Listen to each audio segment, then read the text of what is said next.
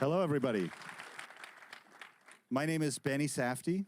I played Edward Teller, and I'm not going to hold it any longer. I'm going to not wait any longer, and introduce the unbelievable, incredible, and the fact that I can even do this is amazing. Christopher Nolan, please.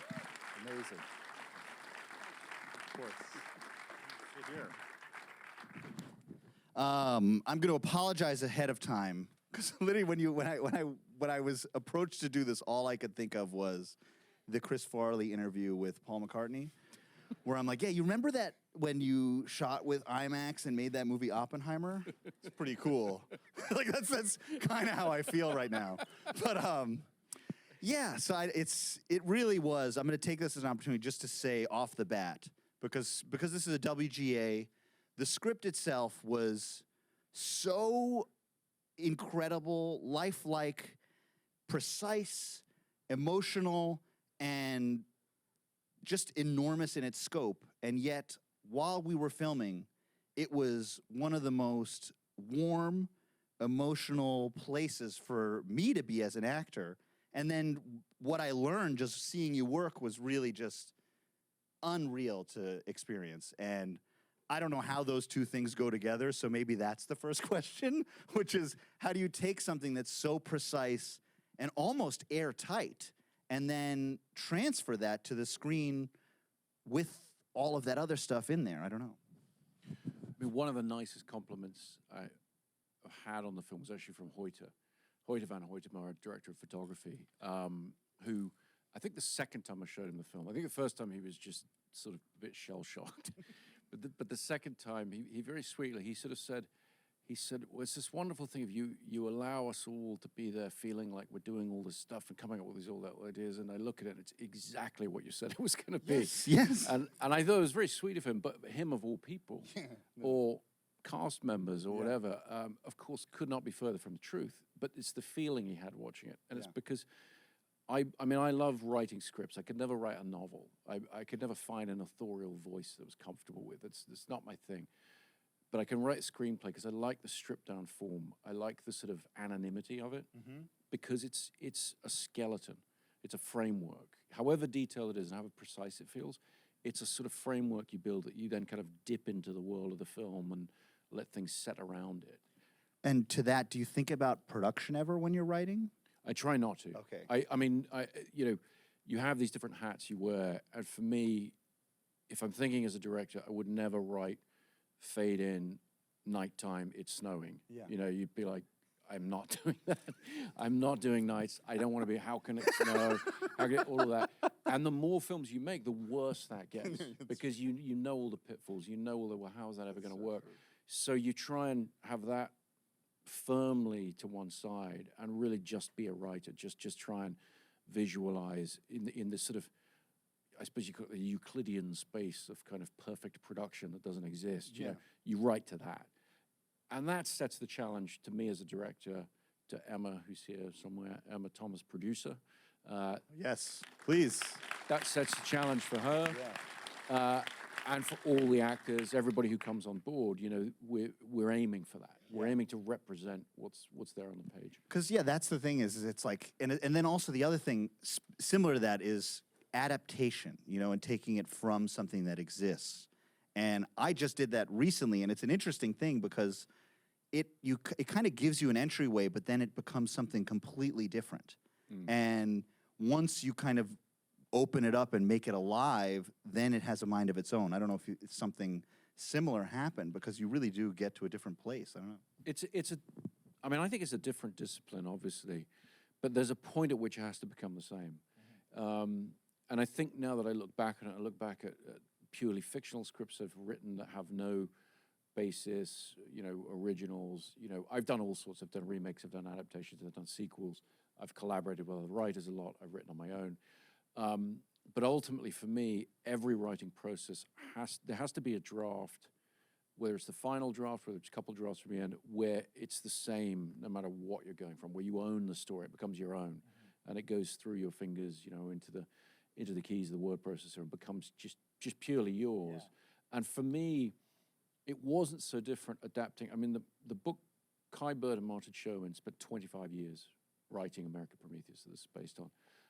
Martin Sherwin in particular, he spent 20 years on his own researching it before Kai came on. And so you have that incredible advantage of that whole world of information and knowing where everything's going, knowing the events, knowing the characters and so forth. But when I look back at the fictional process, the process of writing fiction, it's not so different in that you sort of have to have that sense of a world, of some reality that you haven't written yet, that you're discovering as you write. At least that, for me, that's the process. Well, and it's, I guess, then so you're not thinking about production, but are you thinking about the person who's reading it when you're writing it? Because this one, as I read it, it felt like you were aware that I was reading it in a way. Yeah, no, I think I do write for a reader, and the reader is the audience proxy, but you're also writing. There are different drafts for different purposes, but that first draft that goes out into the world, that you set up at a studio, that you show to actors, that's there to sell what the film is on the page, show you what it can be, but also you're trying to draw the reader in and trying to give them a sense of what that world's going to be, how it's going to feel to be in a movie theater watching that. And different writers do it differently. I try not to sort of break the fourth wall with it. I try not to, you read scripts on us where it says, and then an almighty car chase, the likes of which you've never seen, takes place, whatever. I try not to do things like that. Yeah. But in the case of this script, one of the things I did, as you'll remember, is all the Oppenheimer material, I told it from the first person. Yeah. So I wrote the stage directions in the first person. I come in, I sit down at the desk, I do this. That immediately helped me feel that I had the right perspective on the material. Well, it didn't feel like I was reading a movie. It was weird. It was like, because I just started reading. I'd never read it before, but the Beauty and the Damned, I'm just starting it. And there's a section in that where I'm like, wait a second, this is a movie script that he's like writing in there. But again, it kind of had I'm not saying they're the same, but there is a similar vibe that when I sat down and I read multiple versions of the script, and it never felt like a tool for production, if that makes sense. Like it kind of, the story was there, the characters are so, you're understanding who they are. I don't know, I don't, that's kind of me, that's like one of the magic tricks of it, is that I could read it, and I've had points where I've read scripts before, I'm like, okay, I know what that means, and I'm gonna move on because I've already read that, I know what's gonna happen. But this time I always wanted to kind of go back. Well, my brother have written with a lot. I showed him the first act as I started to do this, and he reassured me, said, I didn't tell him why I was showing it to him, but he got it immediately. Of course, he's like, yeah, it works. And he said, you finally found a way to make the reader read the stage directions. Yes. And I was, and I realized that, for 25 years, I've been trying to get people to read the stage directions, because when you read a lot of scripts, you tend to just read the dialogue. And in my films, if you only read the dialogue, you get nowhere. Yeah. You have no idea where you are. You have no idea where you are in chronological terms and everything. Everything is about the stage directions. Yeah. And this script, people did read the stage directions. That's exactly right. And that is something that I've come across every time, because it's so important what's there, especially when you're dealing with looks and like undertones and and I don't know. The other thing is just the sheer number of people in the movie. And the sheer number of people that each have individual brains, if that makes sense. Yeah. And this is where the Chris Farley comes in. It's like, well, how'd you do that? The way I did it, I took a calculated risk. When I was figuring out how to write the script, I decided that I didn't want to write any composite characters. I said, okay, well, what happens? I mean, given that we're doing something that touched so many lives, the Manhattan Project, I read a statistic, it touched the lives of about 600,000 Americans, the manufacture of the bomb. Yes, 99.9% of them did not know what they were involved in, but that was the scale of industrial effort from the DuPont Corporation, all these other corporations that was required to make this thing work.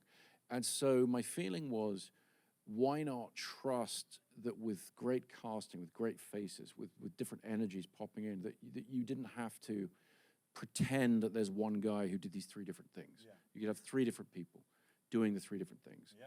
Do you need to remember the names? No, not necessarily. The ones where you do, we try and highlight that in some way. But beyond that, it's just, can Alex Wolff come along and have a unique energy as Louis Alvarez, and so forth. And that way, you build up, I think, a sense of scale, the scale of the project. There were just so many people involved. And you also try to get across this crazy thing that when you start researching it and talking to scientists and talking, the brethren of scientists is so vast and so international, and they all know each other. And you go through Oppenheimer's story, he had 20 best friends. You know, it's a weirdly very, very social occupation, even though it's based on, you know, people sitting around and literally banging their head against the wall and trying to figure something out in the most abstract way possible. But there is this incredible brotherhood, which ultimately, I think, saved him and saved his reputation. And the way, I mean, Rami Malek's character, you know, playing David Hill, you know, that's where you see that scientists, whether they agreed with Oppenheimer or not, when they saw the injustice done to him by the government, they rallied around. And then it's like, the other thing is every once in a while, you'll be watching a movie and you just feel like it existed. You know, I don't know if does that make sense, where you're just like, oh, that just had, you kind of have this feeling that everything fell into place and that's just how it was. And I kind of feel like that's what's with this movie, because when I watched it, I kind of didn't even remember being there and doing it, because everything just felt like it clicked in a way that it just kind of, I don't know how to explain it other than that, but... You didn't seem that drunk during shooting.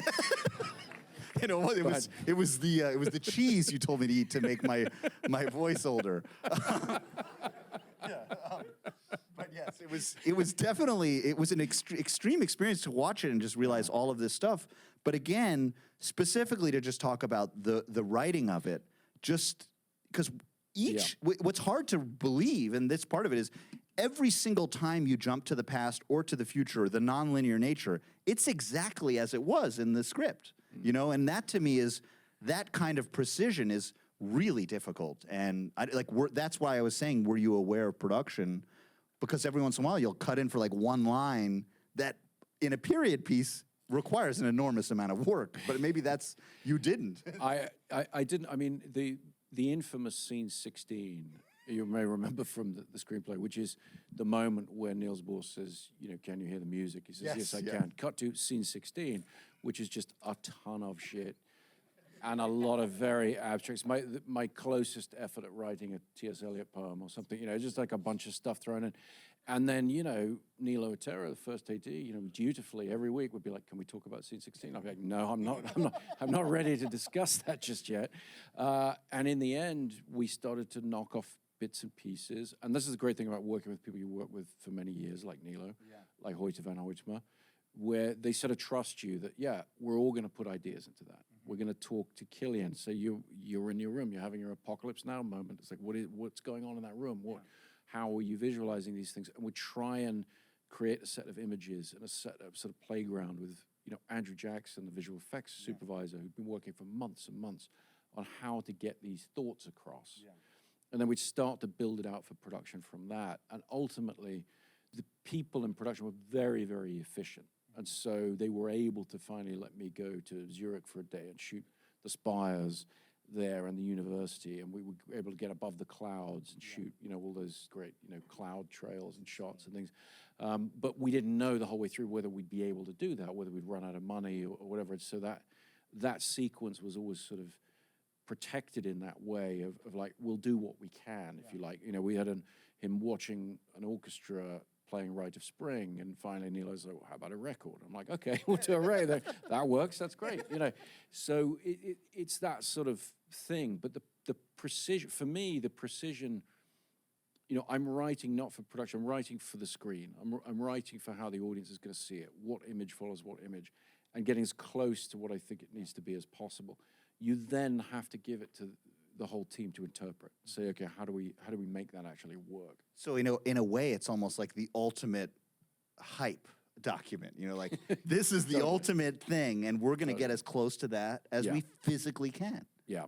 And then you're also in the case of this material, and I think it's one of the huge advantages for me as a director, having written the script, is they're real people with real histories. And so whereas when I write fiction, an actor comes to me and says, okay, what did I have for breakfast? Why am I'm in this state? What's going on? And my one brain has to make all this stuff up. every day, the GAC meeting with, all those different characters coming in with Downey and Killian and everybody there, everyone at that table knew more about their character than I did. And so they could go, I could say, okay, have the argument for real. Say to Dane DeHaan, just like start screaming at these guys, throwing stuff at them. You know what I mean? Just let's get the whole argument going.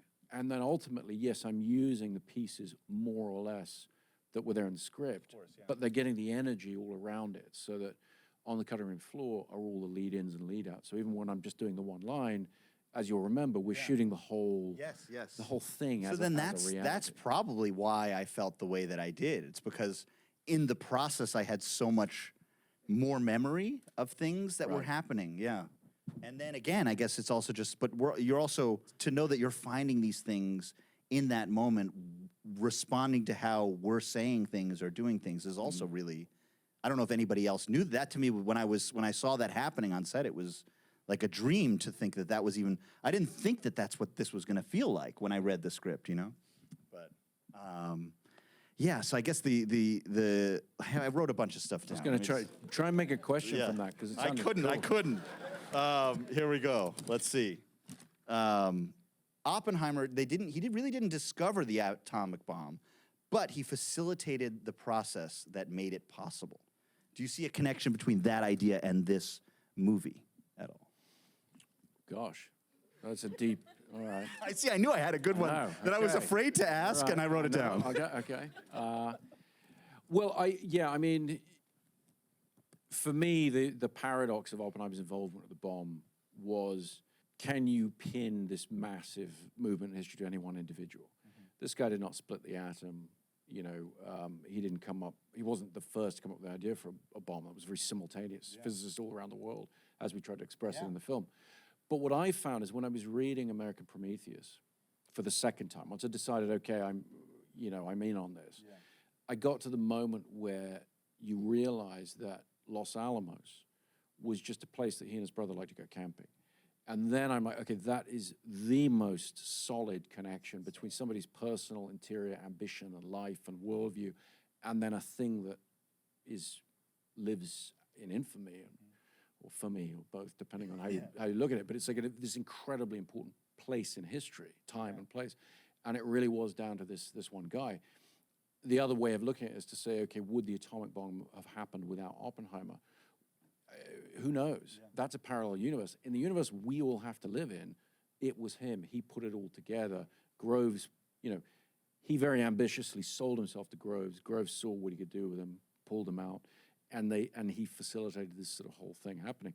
And I could relate to the Los Alamos years, his role as director there, because I think there is something about, certainly as a director, you're a kind of jack of all trades, master of none. You don't do anything, right? You don't. I did write the script, but then I put that to one side, and then you're not acting, you're not recording the sound. Well, you record the sound on your films, but I know most directors don't stand there like that. But so really, it's like, well, what are you doing? Well, you're trying to get the people around you to give of their best, and you're trying to coordinate that into something that works for the script.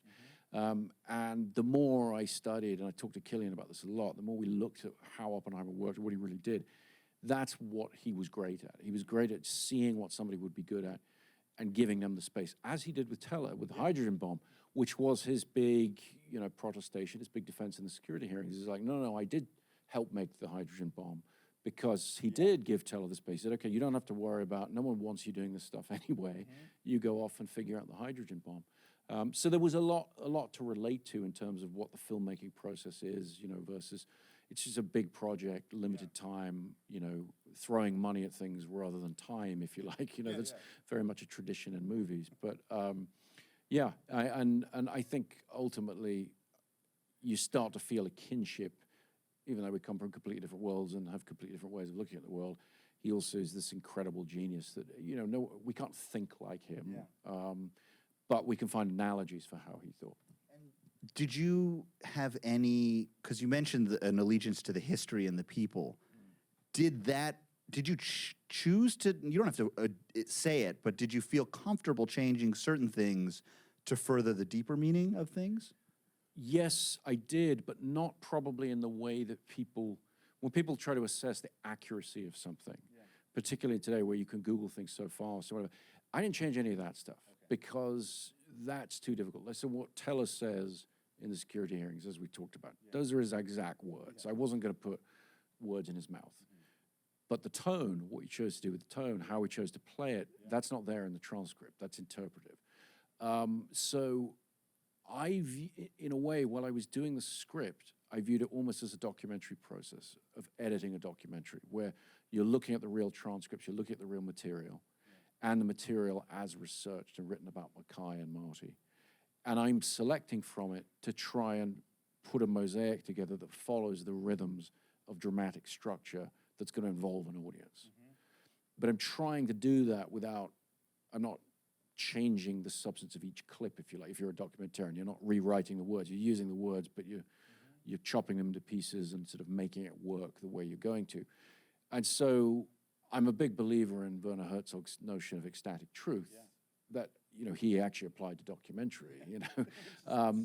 It's a little insane. I love it, though. But when you go in and you fully embrace it, you say it's basically this idea that you can tell the audience the truth by lying to them. You can tell the audience the truth by manipulating things. And I do believe that, because I think that the way we receive information from a film is different to the way we receive it in a documentary, different to the way we receive it anecdotally or in real life watching something happen.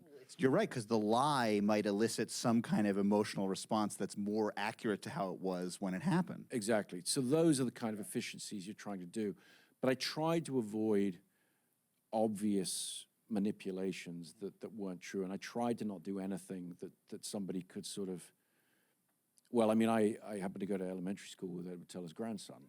So I was speaking to him on the phone, but, you know, when what did he say? The script, he said he liked the films. Really? Yeah. Amazing. Yeah, you know, and he thought you did a great job. That's great. Yeah, but yeah, I had conversations with Teller's grandson and with Oppenheimer's grandson, and you know, it's an interesting thing because you want to be able to stand by what you've done, and Charles Oppenheimer, the family was not thrilled with the use of the apple in the book. Oh, okay. And so one of my first conversations is, well, you know, they don't believe it happened, or they don't believe it's substantiated. But I looked at the research, and it's very clear that He did it. or he said that he did it. Okay. And so at a certain point, I mean, a better example, because it's better documented, is the scene with Truman. So Truman offering the handkerchief. There are people who dispute that account. I went with it because that's what Truman said happened.